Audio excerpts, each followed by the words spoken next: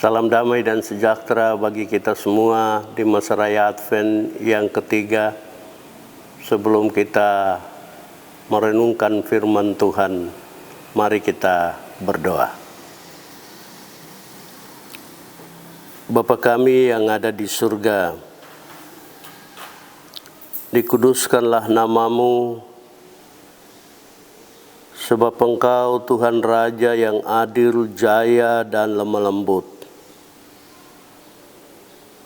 telah menuntun kami melewati hari-hari kami di masa raya Advent yang pertama, kedua, dan kami telah tiba di masa raya Advent yang keempat. Kami rindu mendengar berita kedatangan Yesus Kristus, Tuhan Raja yang adil, jaya, dan lembut bagi dunia ini. Amin. Saudara-saudara, dengarlah firman Tuhan. Bersorak-soraklah dengan nyaring, hai putri Sion. Bersorak-sorailah, hai putri Yerusalem. Lihat, rajamu datang kepadamu. Ia adil dan jaya. Ia lemah lembut dan mengendarai seekor keledai. Seekor keledai beban yang mudah. Ia akan melenyapkan kereta-kereta dari Efraim dan kuda-kuda dari Yerusalem. Busur perang akan dilenyapkan, dan ia akan memberitakan damai kepada bangsa-bangsa. Wilayah kekuasaannya akan terbentang dari laut sampai ke laut, dan dari sungai Efrat sampai ke ujung bumi.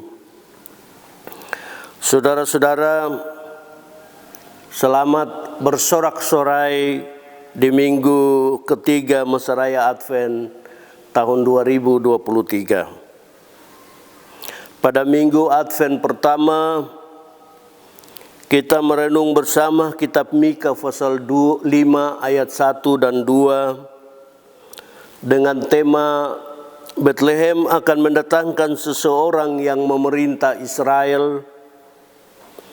Dan pada minggu Advent kedua, kita merenung kitab Daniel pasal 7 ayat 13, 14, dan 15 dengan tema nubuat tentang Kristus, kekuasaan dan kemuliaannya.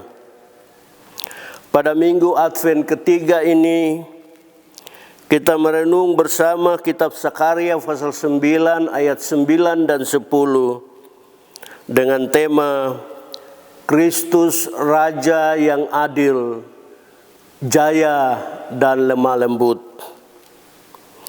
Saudara-saudara yang bersorak-sorai di minggu Advent ketiga, sekitar tahun 500 sebelum Masehi, Nabi Sakaria menubuatkan tentang datangnya Raja Mesias.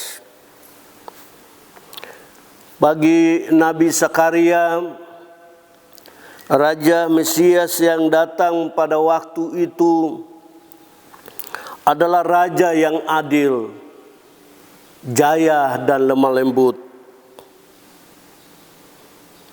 Raja Mesias yang datang pada waktu itu adalah Raja yang tidak hanya untuk bangsa Yahudi, tapi juga Raja untuk segala bangsa di sepanjang masa.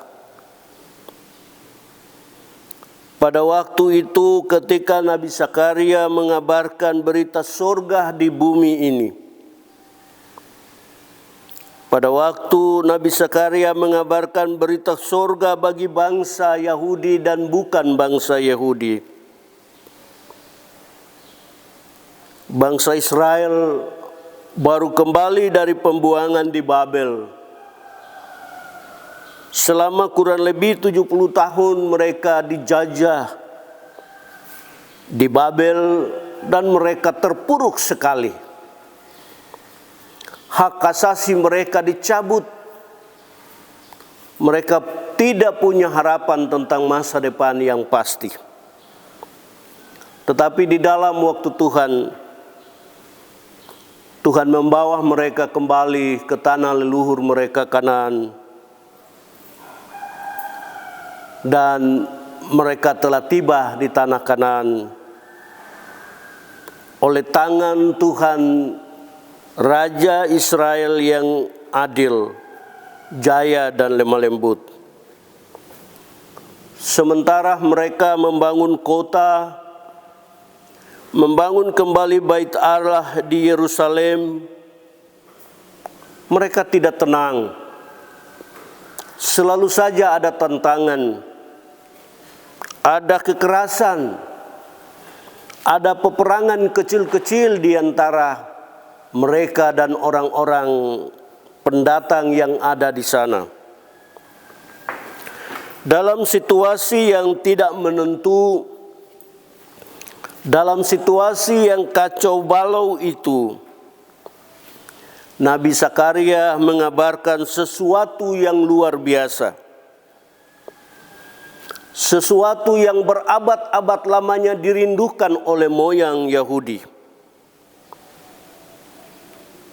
Maka Zakaria mengajak umat Yahudi, sisa-sisa yang masih hidup, yang pulang dari pembuangan itu, untuk siap sedia selalu menyambut kedatangan Raja yang adil, Raja yang jaya, Raja yang lemah lembut itu dengan sorak-sorai. Bagi Zakaria, Raja Mesias yang datang itu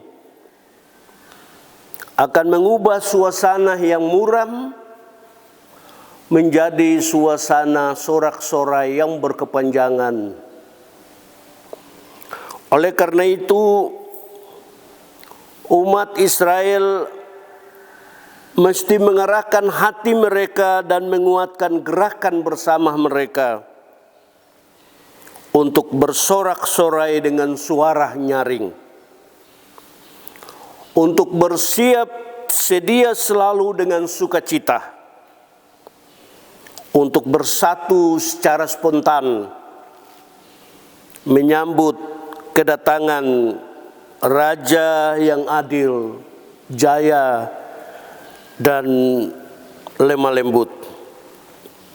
Raja Mesias yang akan datang itu tidak datang untuk berperang, tetapi dia datang untuk mendamaikan Tuhan dengan umatnya Yahudi dan umat Tuhan di luar Israel.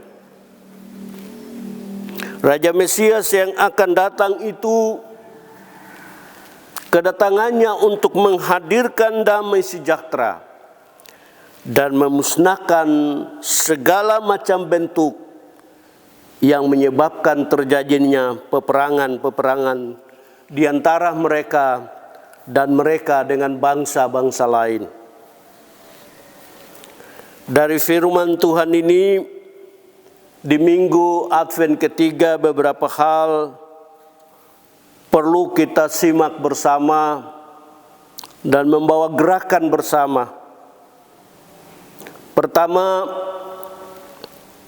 hendaknya kita tidak ragu lagi, tetapi lebih kuat bahwa berbagai penghalang terhadap kedatangan Yesus Kristus yang adil, jaya dan lembut, benar-benar penghalang-penghalang itu ada.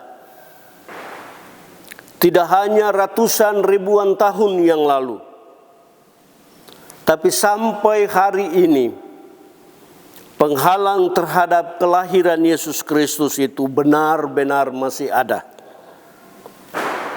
Tetapi yang patut kita percaya, yang patut kita syukuri, yang patut kita bersorak-sorai, penghalang-penghalang itu tidak ada satupun yang menghalangi kekuasaan dan kemuliaan Tuhan untuk menggenapi janjinya bahwa Tuhan Yesus telah lahir di Bethlehem agar dunia ini memperoleh damai sejahtera yang kekal. Banyak orang menawarkan damai sejahtera, tetapi tawaran damai sejahtera yang mereka beri itu tawaran damai sejahtera yang semu, yang sementara. Tetapi damai sejahtera yang datang dari tangan Yesus Kristus itu damai sejahtera yang kekal dari sekarang sampai di sorga nanti. Peristiwa Natal Kristus, peristiwa kelahiran damai sejahtera yang dari sorga, itu Tuhan proses tidak dengan mudah. Tuhan proses kelahiran Yesus Kristus, Tuhan proses damai sejahtera yang dari sorga di bumi ini sangat sulit. Kesulitan proses damai sejahtera itu berlangsung ratusan dan ribuan tahun. Ini yang mesti kita percaya itu, sehingga kita tidak menjadi pemenang yang dikalahkan oleh mereka-mereka yang mau menghalangi kedatangan Yesus Kristus, Raja yang adil, jaya dan lembut di masa sekarang ini. Yang kedua yang perlu kita renung bersama, penghalang damai sejahtera, penghalang tantangan perayaan Natal Kristus pada masa kini adalah iri dan dengki. Perasaan iri dan dengki telah merongrong hati orang-orang yang percaya kepada Yesus Kristus. Iri dan dengki di antara sesama orang Kristen terus mengalami peningkatan, dan ini menjadi penghalang Kristus pembawa damai sejahtera itu datang di tahun ini ke depan. Penghalang damai dan sejahtera, tantangan perayaan Natal Kristus terkini adalah juga masih kuatnya rasa egois, masih gentayangannya kelompok-kelompok kepentingan. Kebutuhan umum ditiadakan. Kepentingan pribadi dikedepankan. Kepentingan umum tidak menjadi kesukaan sehari-hari. Kepentingan kelompok kepentingan itu menjadi kesukaan terus-menerus sepanjang waktu. Tantangan perayaan Natal Kristus terkini ada juga di medan politik. Politik tidak lagi menjadi identitas dari hak rakyat yang berdaulat, yang berdemokrasi. Tapi politik itu telah menjadi kepentingan kelompok-kelompok mayoritas. Kelompok-kelompok dengan kepentingan-kepentingan mereka. Terhadap semuanya itu, pada perayaan Advent ketiga ini kita diajak untuk menghilangkan semua itu. Lalu kita memberi perhatian seorang akan yang lain. Dan bersama-sama kita melakukan gerak maju menanti pembaharuan yang sudah, sedang, dan akan dikerjakan oleh Yesus Kristus sebagai Tuhan dan Juru Selamat dunia. Yesus telah memberikan jaminan keadilan kepada manusia di hadapan Tuhan. Ia telah tampil menjadi pemenang dari seteru-seteru, dari lawan-lawan manusia. Ia lemah lembut kepada siapa yang mau datang kepadanya, disambut setiap waktu secara baru. Hanya dengan sifat dan sikap hidup seperti itu, maka nanti pada perayaan Natal Kristus, semangat solidaritas kita akan bersinar, bercahaya pada semua yang sedang menanti kedatangan Juru Selamat. Hendaknya kita merenung panjang bahwa pada perayaan Natal tahun ini, banyak orang sedang menantikan pengabulan doa dan kerja mereka yang nyata. Banyak orang sedang menanti pemulihan kesehatan untuk tubuh yang sehat, dibayar harga yang mahal melalui pengobatan di dalam maupun di luar kota ini. Itu kerinduan yang hebat. Banyak orang sedang menanti pertobatan keluarga. Itu kerinduan yang menjadi kebutuhan manusia pada saat ini. Banyak orang sedang menanti kesuksesan yang satu pada kesuksesan yang lain. Saudara-saudara, hal yang ketiga yang perlu kita merenung bersama adalah kadangkala kita bersukacita sambut Natal Kristus dengan ornamen Natal, pakaian, dan kebutuhan-kebutuhan lainnya.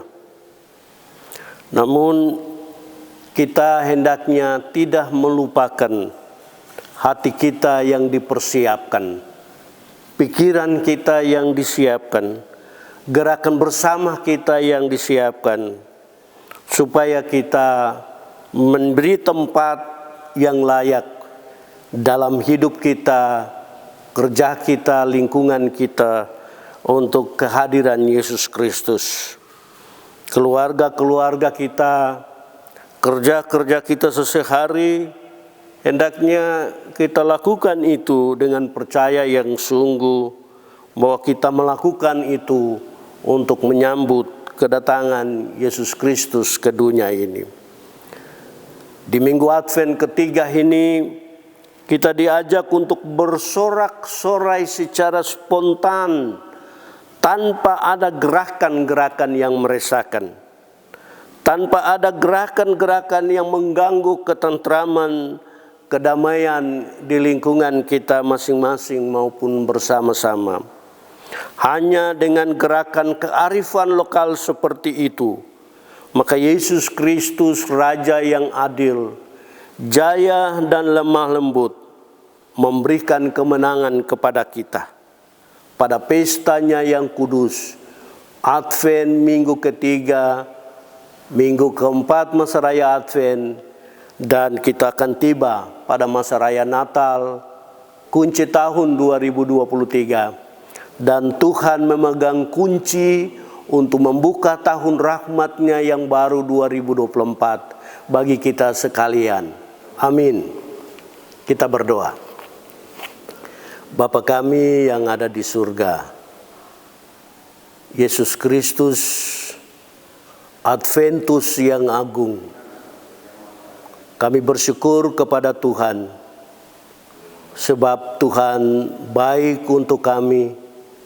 Tahun ini kami dapat merayakan masa penantian kedatangan Yesus.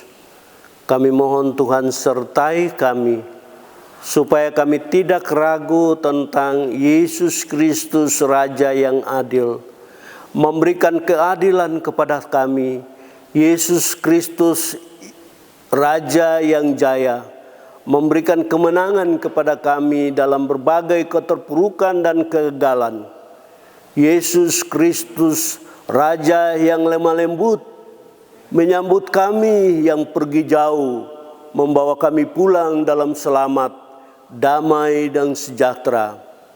Tuhan, berkatilah semua yang bekerja dengan penuh sukacita, supaya dalam kesukacitaan mereka, kerja-kerja mereka memberi buah bagi kehidupan keluarga, bagi kehidupan lingkungan sekitar, bagi kehidupan gereja, bagi kehidupan bangsa dan negara, sekarang sampai Yesus Kristus datang kembali.